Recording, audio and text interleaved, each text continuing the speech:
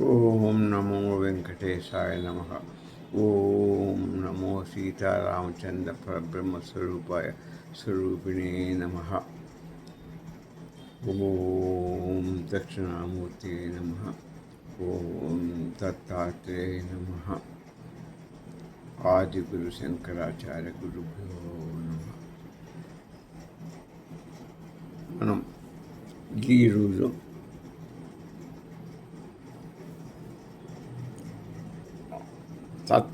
నాలుగు మహావాక్యాలలో లాస్ట్ ఏంటి అయమాత్మ బ్రహ్మ గురించి మనం చెప్పుకున్నాం. తీసుకున్నాం అయమాత్మ బ్రహ్మ అనేది అది ఎక్కడి నుంచి వచ్చిందంటే అధర్వణ వేదంలోంచి మాండూక్యోపనిషత్తులోంచి తీసుకోబడ్డది. ఇది చాలా మంచి లాస్ట్ కొటేషన్ మంచిది. ఇది పూర్తిగా నీ స్వరూపం ఏమిటో నీకు తెలియజెప్తున్నది. అంటే నీ ప్రత్యేక నీ స్వరూపం ఎటువంటిదో పరబ్రహ్మ స్వరూపం అని నిరూపిస్తున్నటువంటి అయమాత్మ బ్రహ్మ. అయం అంటే ఎక్కడ దూరం ఉన్నది, ఇదే ఇక్కడే, ఇదే మాట చెప్పంటే దూరం అని వస్తుంది కాదు, ఇక్కడనే ఏముంది. అయం ఆత్మ, అయం ఆత్మ నాలో ఉన్నటువంటి ఆత్మ. అయం ఇక్కడనే ఉన్న ఆత్మ, ఆత్మ నాకే ఉంది. అయం ఇక్కడే ఉన్న ఆత్మే బ్రహ్మ, పరబ్రహ్మ స్వరూపం. ఆత్మే పరబ్రహ్మ స్వరూపం. నాలో ఉన్న ఆత్మే పరబ్రహ్మ స్వరూపం. ఇంత దగ్గర నాలోనే ఇక్కడే ఉన్న దాని గురించి పరబ్రహ్మ స్వరూపం ఎక్కడో ఉన్నదని మనం వెతుకుతున్నాం. ఇది ఫైనల్ చేసేసాడు, వేదం ఫైనల్ చేసింది మాండూక్యోపనిషత్తు. అందుకని మాండూక్యోపనిషత్తు ఒక్కటి నేర్చుకుంటే మనకు సరిపోతుంది. మాండూక్యోపనిషత్తు మన యొక్క ఉనికి ఏంటి, మన స్వరూపం ఏంటి అనేది సాఫ్ చెప్పేసింది. అది జడ్జిమెంట్ ఇచ్చేసింది అన్నమాట. మాట చెప్పండి, ఈ ఆత్మ అనేది ప్రత్యేగాత్మ. ఇదే నీ స్వరూపం, స్వస్వరూప చైతన్యం. నీ స్వస్వరూప చైతన్యం, నీ స్వరూపం, నీ చైతన్య స్వరూపం. ఓ మాట చెప్పండి, బ్రహ్మం. ఈ ఆత్మ బ్రహ్మమే నీ ఆత్మ. అంటే బ్రహ్మం అనేది ఏంటి? అనంతం, సర్వవ్యాపకం, పరమసత్యం. సత్యం అనంతం సర్వవ్యాపకం. సత్యమైనది అంటే ఎల్లకాలంగా ఉండదు, పుట్టుడు గిట్టుట ఉండదు, మార్పు లేదు. అది సత్యం, ఎప్పుడు ఒకే మాదిరిగా ఉంటుంది. అనంతం, అది సర్వవ్యాప్తి. బ్రహ్మం అంటే అదే ఆత్మ. ఆత్మ కూడా వేకవాటి. సర్వవ్యాపకం, అనంతమైనది, పరమసత్యమైనది. మూడు శుద్ధ స్ఫటిక స్వరూపం. అది దాంట్లో కల్మషం ఏమాత్రం కూడా ఉండదు, స్వచ్ఛం. అయితే సాధకుడు, మనిషి, ఈ జీవుడు మోక్షాన్ని పొందాలని, ఆ పరబ్రహ్మ స్వరూపాన్ని చేరుకోవాలని కొంతమంది జీవుడు అంటే సాధకులు. ఇక సాధకులు అంటే మోక్షాన్ని, ముముక్షువులు, మోక్షాన్ని కోరుకునేవారు. ఎక్కడ ఎన్నో చిన్నప్పటి నుంచి భజనలు, పూజలు, దీపారాధనలు, అనేకమైన కార్యక్రమాలు, భక్తి కార్యక్రమాలు, దానాలు, ధర్మాలు, అనేక విధాలుగా తాపత్రయపడతారు. గుళ్ళు, గోపురాలు, క్షేత్రాలు, నదులు, స్థానాలు, ఎన్ని తిరిగి అన్ని చోట్లకు పుణ్యం సంపాదించుకోవటానికి ప్రయత్నం చేసి మోక్షాన్ని పొందుదాము అనే తాపత్రయంలో ఉంటారు. తీర్థక్షేత్రాలు పోతారు. ఈ లోకంలో ఉన్నటువంటి పుణ్య దేవస్థానాలు, నదులు అన్నీ చూడాలి, అక్కడ పోయి దర్శనం చేసుకుంటే నాకు మోక్షం వస్తుంది అన్న కోరికతో తిరుగుతారు. దివ్య దర్శనాలు తీసుకోవాలి. ఆ వెంకటేశ్వర స్వామిని దివ్య దర్శనం తీసుకోవాలి. శ్రీరామచంద్ర భద్రాచార్య దర్శనం తీసుకోవాలి. కాశీలో విరాట్ స్వరూపుని దర్శనం తీసుకోవాలి. ఈ విధంగా అన్ని సంకల్పాలు పెట్టుకొని అన్ని చిన్న గుడి పెద్ద గుడి అనే తారతమ్యం లేకుండా అంతటా పాపం సాధకుడు కష్టపడుతూనే ఉంటాడు, ముముక్షుడు. కానీ ఆశ్చర్యకరమైన విషయం ఏంటంటే ఈ ఉపనిషత్తు ఏం చెప్తుందండి? మాండూక్య ఉపనిషత్తు నువ్వు తీర్థయాత్రలు, దేవాలయాలు, నదులు, పుణ్యాలు ఇవన్నీ ఎక్కడెక్కడ వెళ్తున్నావు? ఎందుకంటే పిచ్చి సన్యాసి నీలోనే ఉన్నది ఆత్మ, అది ప్రత్యేక ఆత్మ, అదే పరబ్రహ్మస్వరూపం. నువ్వు ఊరుకునేది ఆ పరబ్రహ్మస్వరూపాన్ని చెందలేవు. కానీ నువ్వు ఆల్రెడీ చెందే ఉన్నావు, నీలోనే ఉన్నాడు ఆ పరబ్రహ్మస్వరూపం. నువ్వు దాన్ని చూడలేకపోతున్నావు, గమనించలేకపోతున్నావు. ఎందుకని? ఒకటే కారణం, నీకు ఈహలోక యొక్క దృష్టి నీకు కనపడుతుంది. ఈ స్థూల శరీరం దీన్ని బాహ్యానికి నీవు చూస్తున్నావు, కానీ అంతర్ముఖంలో ఉండడం అంటే నువ్వు వెతకటలే. నువ్వు ఈ బాహ్యంలోని కనపడేటువంటి ఈ కళ్ళు, ముఖం అని, నీ చర్మ సౌందర్యాన్ని, నీ యొక్క స్థూల శరీరాన్ని చూసుకుంటూ కూర్చున్నావు. దీంతోనే నువ్వు గంగ స్నానం, రాస్నానం చేసుకుంటూ కూర్చున్నావు.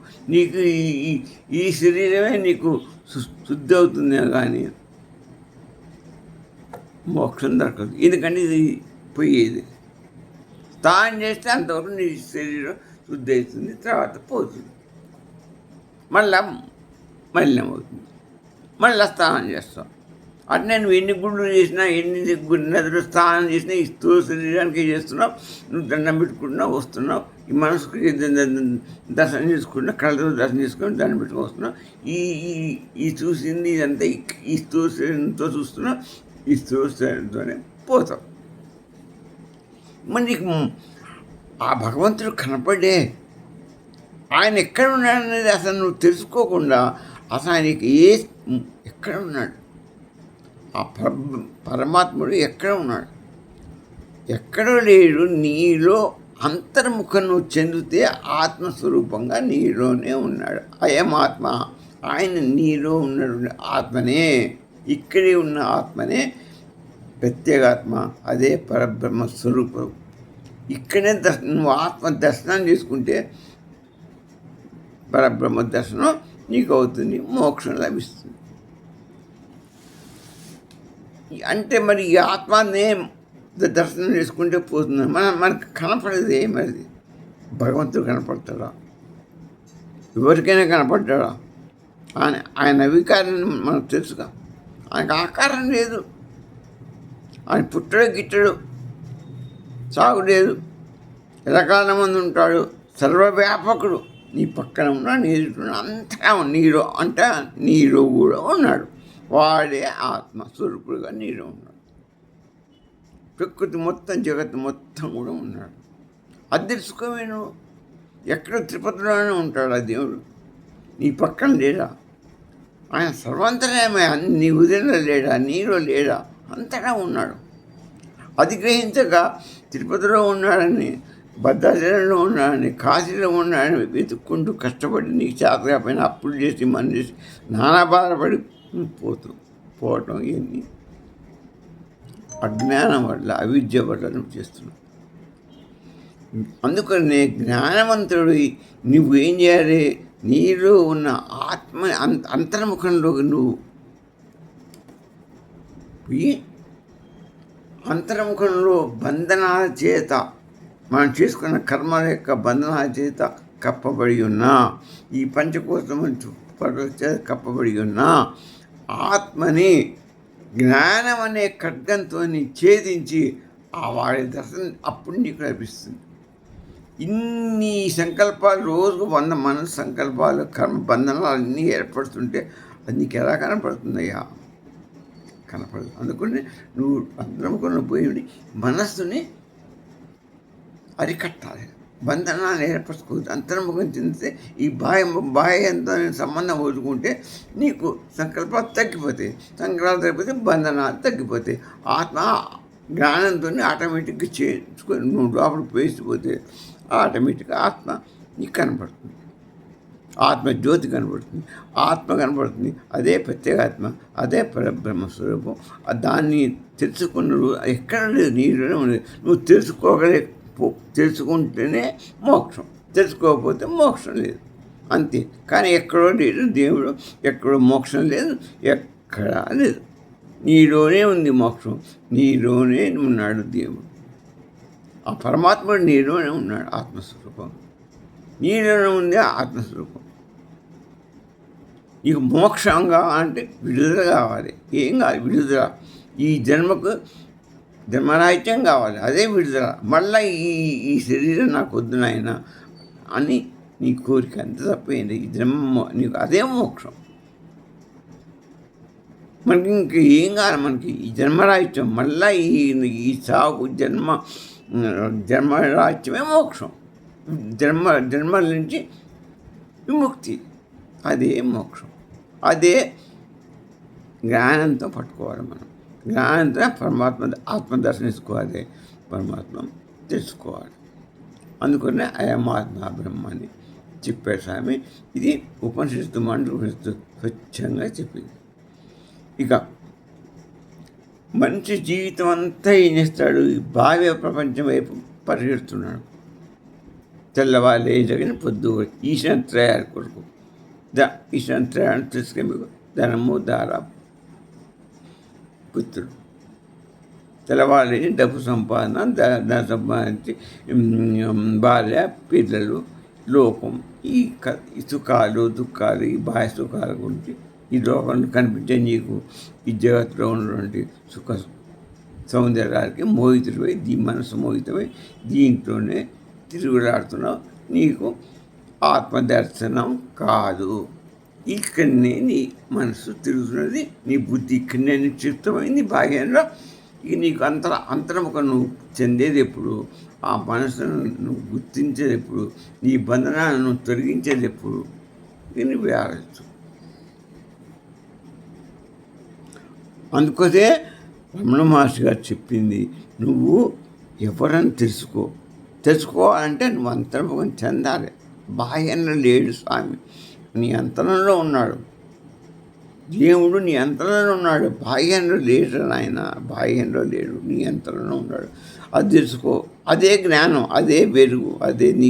ఆ జ్ఞానంతో నువ్వు అంతరం చెందితే ఒకనాటి బంధనాలను ఛేదించుకుని నువ్వు ఆత్మని తీసుకుంటావు, పరబ్రహ్మని చేరుకుంటావు. నువ్వు ఇంకోటి ఏంటంటే పూర్ణత్వం సాధించాలి. పూర్ణత్వం అంటే పూర్ణం. అది పూర్ణం అంటే సంపూర్ణం. ఇక ఏమి లేదు. ఇక ఏంటది? జన్మరాహిత్యం సంపూర్ణం. వేదాంతం చెప్తుంది స్వామి పూర్ణమే, ఉత్తరాకారం. ఆ పూర్ణంలోనే అంత ఇమిడి ఉన్నది. అది ఆది. ఆ పూర్ణానికి ఆది ఎక్కడ, అంతం ఎక్కడ ఎవరు చెప్పండి.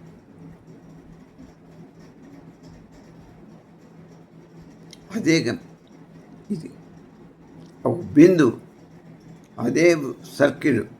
బిందువు అన్నా సర్కిల్ అన్నా అది కూడా బిందువు కూడా సర్కిల్ అంటే 360 డిగ్రీలు. 360 డిగ్రీ ఎక్కడి నుంచి స్టార్ట్? ఆ బిందువు ఎక్కడి నుంచి స్టార్ట్? దాని చుట్టూ ఎక్కడ మొదలైంది, ఎక్కడ ఎవరు చెప్తారు? ఆది అంతం లేదు దానికి. తిరుగుతూనే ఉంటున్నావు, నువ్వు తిరుగుతూనే ఉంటావు, బాహ్యంగా తిరుగుతున్నావు. కానీ నువ్వు అంతరంలో ఉండే సెంటర్ పాయింట్ పట్టుకోవాలి. సెంటర్ పాయింట్ పెట్టినే పూర్ణం వస్తుంది. ఆ పూర్ణాన్ని పట్టుకోవడమే. ఆ పూర్ణ సెంటర్ పాయింట్కు పోవాల్సింది అక్కడ ఉన్నాడు పరమాత్మ. ఆ సెంటర్ పాయింట్లో కేంద్రీకృతమైనాడు. పైన వృత్తం గీశాడు. ఆ వృత్తంలో ప్రపంచం అంతా సృష్టి మొత్తం అందులో నిబిడీకృతమైంది. అట్లే అదే మాదిరిగా ఆ బిందు మాదిరిగా నీ శరీరంలో కూడా హృదయాంతరంలో కేంద్రీకృతమైంది. ఇది అసలైన జ్ఞానం. అది నువ్వు చిన్న పాయింట్ పెట్టినా, ఇంత కొంచెం సర్కిల్ గీసినా, పెద్ద సర్కిల్ గీసినా, సూర్యబింబం అంత చుట్టూ ఉంది. అది కూడా భూమి కూడా గుండ్రంగా ఉంది. దాని సెంటర్ పాయింట్ ఎక్కడ ఉందో నువ్వు పట్టుకోవాలి. ఆ సెంటర్ పాయింట్ పరమాత్మ. అదే సచ్చిదానంద స్వరూపం. దాన్ని దగ్గరికి మనం పోవాలి. మనం అది కనపడదు, అందుకోసం మనకి ఎక్కడ ఉందో కనపడదు.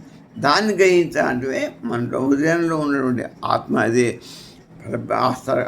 ఆత్మ పరబ్రహ్మంలో ఉన్నటువంటి సెంటర్ పాయింట్ ఆ పూర్ణంలో ఉన్న పాయింట్. ఆ పూర్ణత్వమే నీ అసలు స్వరూపం. అదే ఆ సెంటర్ పాయింటే ఆత్మస్వరూపం ఉంటుంది. దాన్ని ఆ ఆత్మస్వరూపం సెంటర్ పాయింట్ పట్టుకుంటే నీకు మోక్షం తెలుసుకుంటే. ఆ పరమాత్మను సూర్యబింబను సెంటర్ పాయింట్ కనుక్కుంటే నీకు మోక్షమే. కనుక్కో మరి. చంద్రుడిని సెంటర్ పాయింట్ అది గుండ్రంగా సృష్టి ఉంటుంది. చూడు మరి, సృష్టి రహస్యం. భూమి గుండ్రంగా ఉంది, దాని సెంటర్ పాయింట్ ఎక్కడుందో అదే పరమాత్మ. దాన్ని కనుక్కోవటం, దానిలో చేరడమే జ్ఞానంతో పోవాలి. కానీ నువ్వు దాన్ని ఎక్కడ ఏంటని చేరదు. దానికి కావాల్సింది జ్ఞానం, బ్రహ్మ జ్ఞానం, అదే బ్రహ్మ విద్య. అదే దాన్ని కనిపెట్టడమే నీ తెలివి, నీ యొక్క ఇది.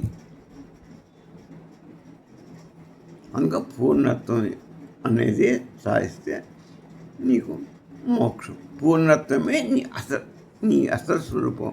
దాని సెంటర్ పాయింటే పరమాత్మ. అదే చిత్ స్వరూపం. ఈ సంగతి నువ్వు మర్చిపోయావు.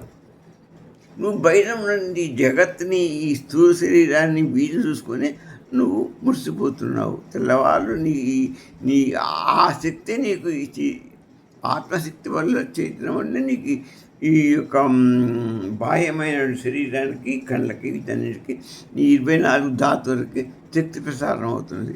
దాని చేత నువ్వు అంత సృష్టిని మొత్తం అంతా గమనిస్తున్నావు, ఆనందపడుతున్నావు. దీన్ని చూసి నీ కోరికలన్నీ తీర్చుకుంటున్నావు, బంధనాలు ఏర్పరచుకుంటున్నావు. రాజు చిన్నప్పుడు ఎప్పుడో తప్పిపోయాడు. రాజు చిన్నప్పుడే అడవిలో పెరిగాడు. అక్కడనే తప్పిపోయి అక్కడనే పెరిగాడు అనుకో. అక్కడ పెరుగుతున్న ఈ రాజైతే ఉన్నాడో అతని తర్వాత పెద్దోడు అయిపోయాడు, అంత అయిపోయాడు, ఏది అయిపోయాడు. అయిపోయిన తర్వాత ఆ రాజుకి ఇక మనకి ఆ తెరవదు. నేను రాజున సంగతి ఆయనకి తెరవదు. ఆయనకి ఇక్కడికి రావాలి, ఆయన ప్రపంచకాలం అది ఎప్పుడు తెలుసుకుంటే వాడు నేను రాజునని తెలుసుకుంటాడు.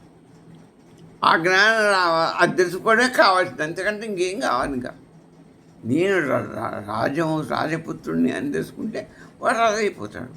అట్నే నేను పరబ్రహ్మ స్వరూపాన్ని నువ్వు మర్చిపోయావు. నువ్వు పుట్టినప్పుడే ఇక్కడ పుట్టావు, నీకు తెలవట్లేదు. నువ్వు పరబ్రహ్మ నుంచి ఇక్కడికి వచ్చి ఈ జగత్తులో భూమి మీద పడ్డావు.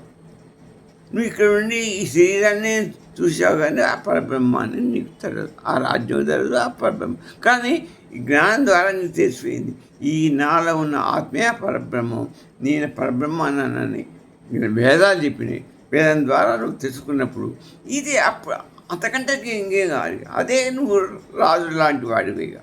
ఈ రాజు అనుకోవడమే, అందుకని నువ్వు పరబ్రహ్మం అనుకో.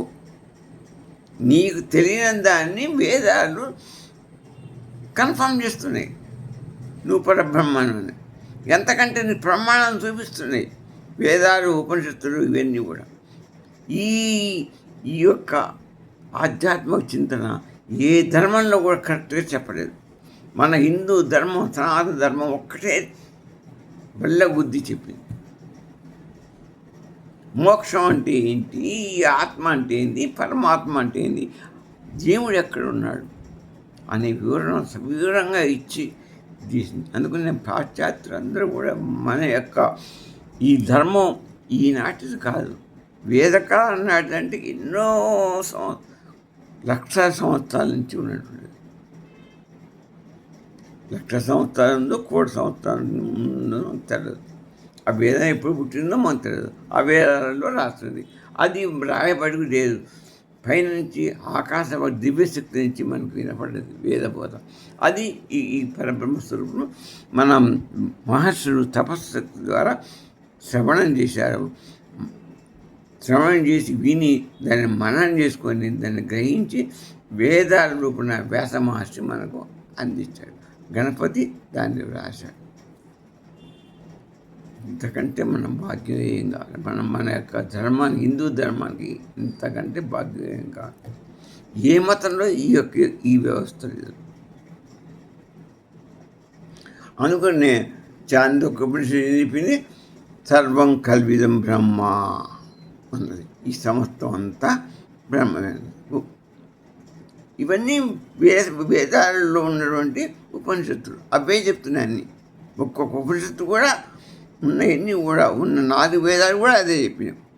పరబ్రహ్మం, ఆత్మ, ఇది నువ్వు పరబ్రహ్మ స్వరూపుడు అని 4 వేదాలు చెప్పినాయిగా. మనం తెలుసుకున్న తత్వం తెలుసుకున్నాం, అదొక వేదం. తర్వాత అహం బ్రహ్మాస్మి, ప్రజ్ఞానం బ్రహ్మ, లాస్ట్ అయమాత్మ బ్రహ్మ. ఈ 4 కూడా 4 వేదాలను తీసుకోబట్టి, అంటే 4 వేదాలు కూడా నువ్వు బ్రహ్మస్వరూపుడివే అని బల్ల బుద్ధి చెప్పింది. ఏ ఒక్క వేదం కూడా భిన్నంగా చెప్పదు. అందుకని బృహదారణ్య మసమైంది నువ్వు అంతర్ముఖం చెంది నేతి నేతి నైతి నైతి నైతి, దాన్ని నేతి అంటారు. అంటే ఇది కాదు అంటే నీకు లాస్ట్కు మిగిలేది ఆత్మే మిగులుతుంది. ఆత్మే పరబ్రహ్మాన్ని నువ్వు పట్టుకొని అంటే చాలు. పట్టుకుంటుంటే నీకు మోక్షం విడుదల.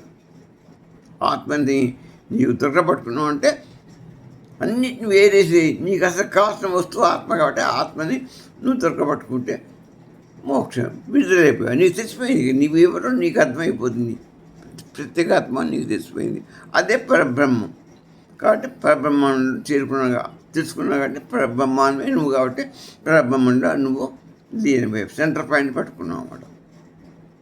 ఈ శంకరాచార్యులు గారు దీన్ని ఏం చెప్పారంటే అయం అనే పదం చాలా ముఖ్యమైనది అని చెప్పారు.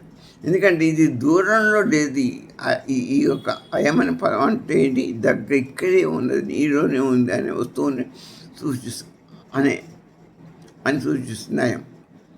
ప్రత్యక్ష అనుభవంలో ఉన్న ఆత్మని సూచిస్తుంది. అందువల్ల బ్రహ్మజ్ఞానం కొత్తగా సంపాదించేది కాదు. బ్రహ్మజ్ఞానం కొత్తగా సంపాదించేదేం కాదు. ఆత్మజ్ఞానం కొత్తగా సంపాదించేది కాదు. నీలోనే ఉన్నది దాన్ని తెలుసుకోవడమే.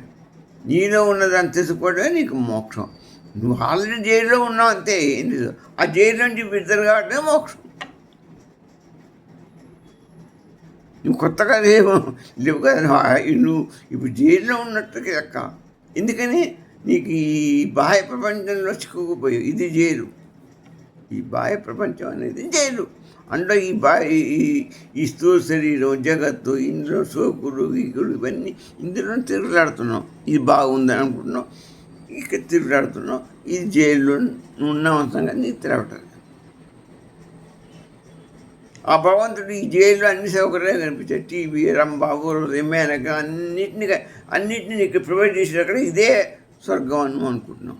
కానీ అసలు ఆనందం, బ్రహ్మానందం బాహ్యంలో దాచిపెట్టాడు ఆయన. అదే ఆత్మ. ఎన్ని పొరలక నీకు కమ్ముకున్నాయి. ఈ సుఖాలు, బాహ్య సుఖాలు అన్ని పొరల సంకల్పాన్ని పొరలుగా అనుకుని అసలు లోపల ఉన్న పరమాత్మని నీకు కనపడకుండా చేశాడు. దానిని నువ్వు శోధించి పట్టుకోవటమే నీకు కావాలి. ఇది కాదు నేతిని పట్టుకొని పోవటమే. అదే స్వస్వరూపం, ఆత్మస్వరూపం నీది. అదే దీన్ని ప్రత్యభిజ్ఞ అంటారు. అంటే ప్రత్యభిజ్ఞ అంటే ఏంటి? నీ స్వరూపాన్ని నువ్వు తెలుసుకోవటం, గుర్తుంచుకోవటం. ఇప్పుడు నీకు గుర్తులేదు, నువ్వు అది తెలుసుకుంటే గుర్తుంచుకో. ప్రత్యభిజ్ఞ.